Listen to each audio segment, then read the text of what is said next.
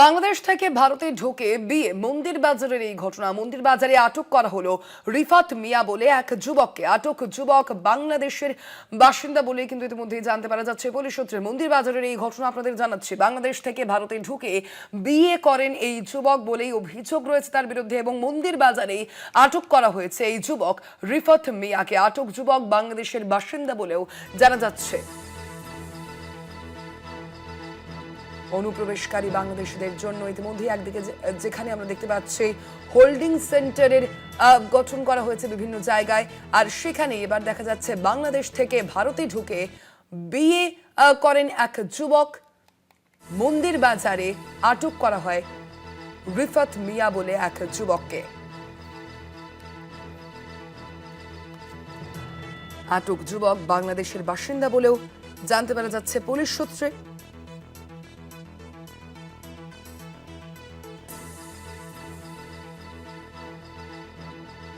একাধিক হোল্ডিং সেন্টারগুলোতে আমরা দেখতে পাচ্ছি যেভাবে একদিকে অনুপ্রবেশকারীদের ধরপাকড় করে সেখানে রাখা হচ্ছে, সেখানে আটক করে রাখা হচ্ছে, এবং আর অন্যদিকেও আমরা দেখতে পাচ্ছি ইতিমধ্যেই মূলত বিভিন্ন জেলায় জেলায় কিন্তু অনুপ্রবেশকারীদের খোঁজ চালাচ্ছে পুলিশ।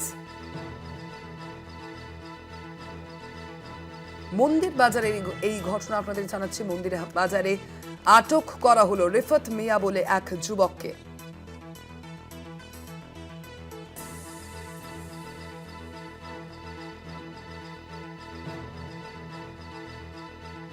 মানুষ রয়েছেন প্রতিনিধি ফোন লাইনে।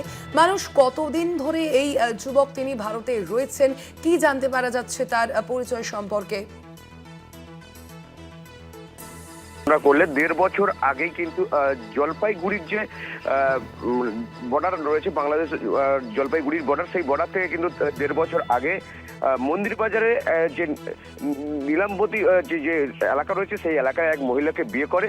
সেখানে কিন্তু জামাই সেজে কিন্তু 1.5 বছর ধরে বসবাস করে। তবে পুলিশের কাছে সেই খবর যাওয়ার পরেই কিন্তু এই যে বাংলাদেশের যুবক যে যার ঢাকায় বাড়ি, সে তাকে কিন্তু যে পায়নি পুলিশ। 1.5 বছরের পরেই যখন আবারও যে সরগরম হলো যে বাংলাদেশিদের অনুপ্রবেশদেরকে আবারও তাদের দেশে ফেরানো হবে, তখনই কিন্তু পুলিশের কাছে সেই যে খবরটি যায় যে এই যে মন্দির বাজারে এই যুবক তিনি কিন্তু বাংলাদেশে থেকে বসবাস, তার বাড়ি ছিল, তার 1.5 বছর আগে কিন্তু এই মন্দির বাজারে সে বসবাস করছে। সেই এলাকায় কিন্তু মন্দির বাজার এলাকায় এক মহিলাকে বিয়ে করে কিন্তু জামাই সেজে থাকে।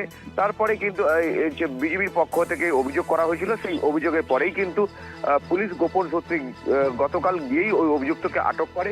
এই যুবকের সঙ্গে কে বা কারা রয়েছে, কিভাবে আসলো, সমস্ত কিছু তদন্ত করছে মন্দির বাজার থানার পুলিশ। ধন্যবাদ তোমায় মানুষ।